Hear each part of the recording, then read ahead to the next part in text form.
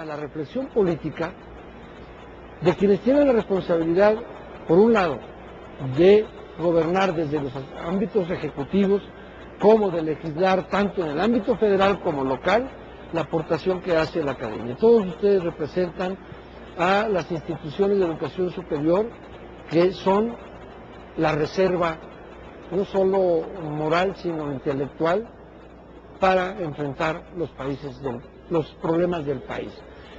Y ojalá y se den cuenta que aquí no es cierto muchos de los mitos y de los estereotipos que se nos endilgan. Yo trabajo mucho, y a ustedes les consta también. Bueno, nos quedan un comentario final para cada uno de ustedes de 1 minuto, 1 minuto y medio máximo. Muy rápido, terminaría con lo que decía Carlos Ursúa. Me parece que en este énfasis en la urgencia, en el gasto, en la política monetaria, se nos olvida que hay un problema de fondo que arrastra el país, es la debilidad de nuestras autoridades regulatorias. Lo dijo el presidente de la Comisión Federal de Competencia el día de ayer. Si uno compara los dientes que tiene la autoridad en la materia en Estados Unidos, el nuestro es chimuelo, es poco, digamos. En Estados Unidos no solo tienen la facultad de imponer multas altísimas, falta la mandíbula de 500 millones de dólares, 1.000 millones de dólares, sino que además quien sufre esa multa tiene muy pocos recursos jurisdiccionales para buscar posponer la entrada de esta multa vía el amparo.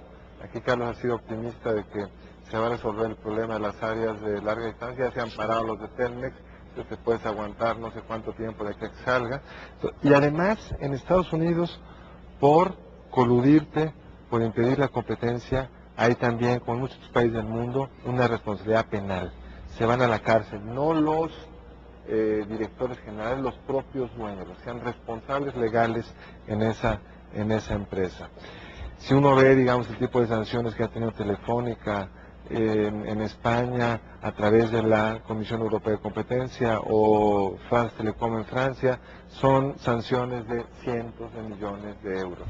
Pues, claramente, si uno ve mercado por mercado en México, incluye el mercado de los políticos, pero es otro tema, son mercados poco competidos, con poca opción de oferentes distintos, con una ley para el consumidor que en general es muy lesiva, y eso no es más que una transferencia de rentas, una transferencia de dinero del consumidor hacia los grandes grupos empresariales. Y ciertamente si hay una tarea donde es claro que se puede legislar, donde es claro dónde están los enormes rezagos en México, es en materia de competencia, y me sumo a la propuesta de Carlos y ver si en la siguiente caricatura ya por lo menos esa reforma ya queda descontada.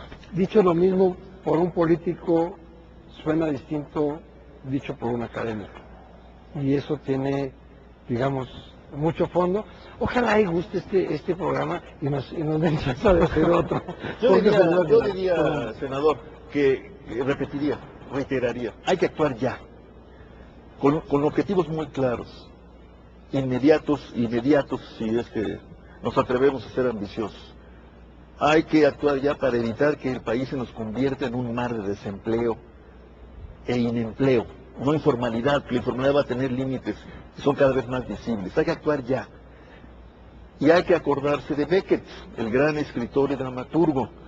No te preocupes tanto por fallar, porque el ser humano está condenado a fallar. Lo que hay que tratar es cada vez fallar mejor. Ese me parece que debe ser, porque si no nos vamos a detener con tanto inventario de nuestras debilidades, limitaciones e insuficiencias acumuladas, que yo las compartiría. Hay que arriesgarse y hay que actuar, y me parece que el Congreso de la Unión tiene que estar preparado para una cosa.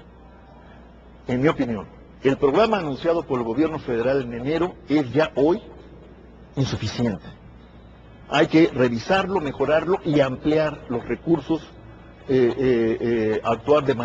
usar de manera directa, tanto por la vía financiera como la vía del gasto público. Y si tienen que modificar la ley de presupuesto, modifíquenla. Y si tienen que modificar la ley orgánica del Congreso, modifíquenlo. Y no renuncie el Congreso a hacer política económica. El Congreso tiene que hacer política económica. La responsabilidad directa es del Banco de México, de la Secretaría de Hacienda, pero el Congreso no puede hacer como que esa es responsabilidad exclusiva de unos órganos, al final de cuentas, burocráticos. Si el Congreso en este momento renuncia, le baja el tono a su intervención en materia de discusión y deliberación con fines de producción de política, el Congreso le hará un pésimo servicio a la República y al Congreso mismo. Y no creo que esté exagerando en cuanto al tiempo. Yo creo que se trata de días o de semanas, no mucho más. Y debería prepararse el Congreso para afrontar una situación para la que no estamos en efecto preparados. Vamos a tener que prepararnos sobre la marcha, el Ejecutivo y el Legislativo. Doctor Esquivel. Sí, bueno, yo diría nada más que no nos, de nuevo, yo creo que hay muchas cosas que se pueden hacer. Y México no ha crecido por una multitud de razones. Y hay muchos factores estructurales que se deben modificar y que es muy importante que se discutan, pero entender que esa es una discusión, que hay que hacerlo bien, tampoco por las prisas hagamos cosas hoy de las que podemos arrepentirnos después. Estoy pensando en estas cosas que se hayan discutido de reforma laboral en los últimos días. Entonces, esta es una discusión. Y la otra discusión son cosas cíclicas, que tienen que ver con la parte cíclica por la que estamos pasando hoy en día. Y sobre eso yo repetiría tres cosas que ya se han mencionado de una u otra manera. Uno, la necesidad de mejorar el sistema de seguridad social. Puede ser una visión muy amplia, que no es tan costosa, por cierto. Digamos, el trabajo de Santiago Levy reciente, un libro detalla las magnitudes y costos que puede tener una reforma de ese tipo. Yo creo que no es algo que necesariamente va a ser muy oneroso, que no podamos solventar, que se va a volver en una carga insoportable para el gobierno. Yo creo que no es el caso, si está bien diseñado. Esa es una reforma en ese sentido. Una segunda cosa que me parece importante, que le acaba de mencionar Rolando de nuevo, es el tema de si es necesario revisar la Ley Federal de Presupuesto y Responsabilidad Hacendaria. Eso, que fue algo que hizo se hizo en la legislativa pasada, que hay que reformar porque claramente va en sentido inverso a lo que queremos hacer. Queremos tener un presupuesto público en el que podamos gastar en épocas de vacas flacas y podamos ahorrar un poco en épocas de vacas gordas. Y lo que tenemos hoy en día es algo que cuando tenemos bonanza petrolera, por ejemplo, se despilfarra.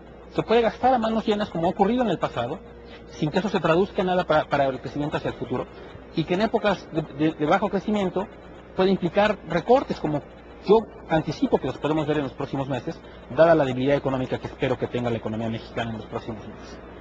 Y una tercera cosa es discutir seriamente el papel de la coordinación de políticas macroeconómicas.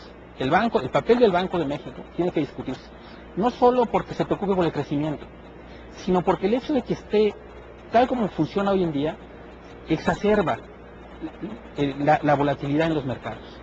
O sea, esta volatilidad en el tipo de cambio que estamos observando en México tiene que ver en parte con lo que hizo el Banco de México en el pasado.